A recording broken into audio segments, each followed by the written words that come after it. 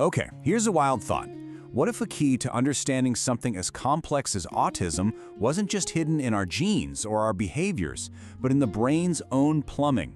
Today, we're diving into some incredible new research that connects the brain's own sanitation system directly to autism spectrum disorder.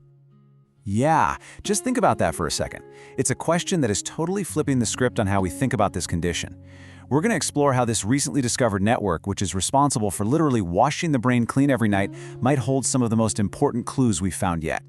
But to really appreciate why this new clue is such a big deal, we first have to look at the massive puzzle that scientists have been trying to solve for decades. Now, ASD is famously complex, and despite all the years of intense research, we still don't fully understand its precise causes. It's called a spectrum for a reason. The experience is profoundly different for every single person. For a long time, researchers have been collecting clues from all these different fields. But now, a surprising new piece of that puzzle has popped up from a place that, honestly, very few people expected. The system that's in charge of keeping the brain clean. All right, so let's meet this cleaning crew. It's called the Glymphatic system. And get this, it's a super recent discovery. Scientists only first described it back in 2012. You know, the easiest way to picture it is as the brain's personal garbage disposal, or maybe its overnight cleaning crew. See, every day our brain cells are working hard, and they produce all this metabolic waste. Well, this system is what comes in and flushes it all out, so everything keeps running the way it should. It's a really slick three-step process. Fresh, clean fluid flows in, it washes through all the brain tissue, picking up all the gunk, and then the dirty fluid drains away. But for this whole cycle to work, it needs these microscopic little gateways called aquaporin 4 channels. Just think of them as tiny, smart valves that are absolutely crucial for controlling the whole cleaning process. And this right here, this is the absolute kicker.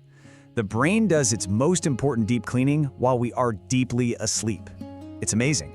The space between brain cells actually expands to let that cleaning fluid wash through more efficiently. Pretty incredible, right? Okay, so that brings us to the obvious and kind of scary question. What happens if this super important cleaning system gets backed up? If it gets clogged? Well, the difference between a healthy system and a clogged one is night and day. When it's working right, the brain is clean, stable, and calm. But when it's impaired, which is what this new research suggests might be happening in ASD, all that toxic waste starts to build up, and that kicks off a whole cascade of serious problems.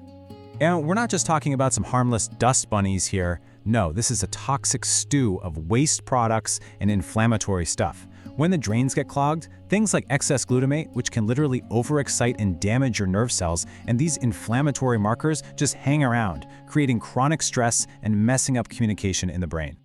And this junk doesn't just sit there quietly. It's actively harmful. It causes something called neuroinflammation, which is like a constant state of alert for the brain's immune system. And it disrupts the synapses, the very connections our brain cells need to talk to each other properly. So now we can start to see how this all connects and builds into this really powerful and really damaging feedback loop. And it all comes back to that one critical thing: sleep. Get a load of this number. Up to 80% of children with autism spectrum disorder have chronic sleep problems. 80%. That's not just some minor issue, it's a huge piece of the puzzle for the vast majority, and it's right at the heart of this new theory. So here's the vicious cycle in a nutshell. You start with poor sleep. That means the brain's cleaning crew can't do its job right. That leads to a buildup of all that toxic gunk, which increases inflammation and can make ASD symptoms worse. And what does all that do? It makes it even harder to get good, deep sleep. You see, each step just makes the next one worse. It really becomes this self-perpetuating problem. The bad sleep makes the cleaning system worse, which creates more problems, which makes the sleep even worse. The sleep issues and the brain cleaning issues get locked into this downward spiral, each one feeding the other. So, where does all this leave us? What could this new understanding actually mean for the future of autism research and maybe even treatment? Well, this is potentially a really big deal. For so long, the focus has been on managing symptoms with things like behavioral therapies. This research suggests we might, one day, be able to target the brain's plumbing directly to try and fix the clog instead of just cleaning up the mess it makes. And what's so exciting is that this opens up a ton of different possibilities. I mean, on one hand, you could see new drugs that are designed to target those little water channels and improve fluid flow. But on the other hand, it also gives even more weight to things we can do right now, like sleep therapies or exercise, which we already know can give the brain's natural cleaning process a major boost. Now, of course, we got to be clear, this is all still very new. Researchers are working hard to answer some huge questions. You know, the classic chicken or egg problem. Is the faulty cleaning system a cause of ASD, or is it just another symptom? And the really big one, if we can find ways to improve it early on, could we actually reduce the severity of symptoms?